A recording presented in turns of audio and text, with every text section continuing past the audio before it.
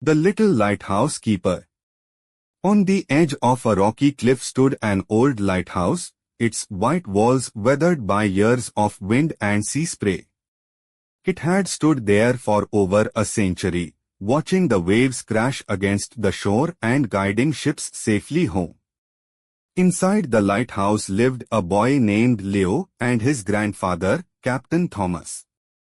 Leo had come to live with his grandfather after his parents were lost at sea during a storm. Though the lighthouse was quiet and far from the city, Leo found comfort in the rhythm of the waves and the warmth of his grandfather's stories.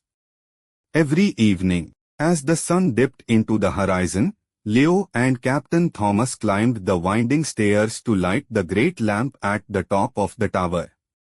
It was their duty to keep the lighthouse shining bright, so sailors could see the coast and steer clear of the dangerous rocks below. One stormy night, a heavy fog rolled in from the sea. The wind howled, and the waves crashed violently against the cliff. Captain Thomas, now old and fragile, coughed and held his chest. "I don't think I can make it up the stairs tonight, Leo," he said, his voice weak. Leo's eyes widened. "But the light, Grandpa, the ships need the light." Captain Thomas nodded. "Then you must do it, lad. Climb to the top and light the lamp."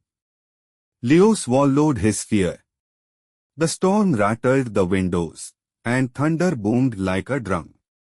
Still, he grabbed his coat, lit the lantern, and began the long climb up the spiral staircase. The wind roared through the cracks, and the stairs creaked under his small feet. But Leo didn't stop. When he reached the top, he pushed open the heavy door. Rain lashed his face, but he raised the lantern and lit the great lamp. It flared to life, casting a powerful beam across the foggy sea. Down below, Captain Thomas watched proudly from the window. "You did it, Leo," he whispered. The next morning, the storm had passed. The sun rose over the calm sea, painting the sky with pink and gold. A small fishing boat sailed safely into the harbor, guided by the lighthouse's beam. The sailors waved in thanks. Captain Thomas put a hand on Leo's shoulder.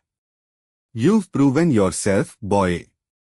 One day, this lighthouse will be yours to keep." From that day on, Leo took his duties more seriously.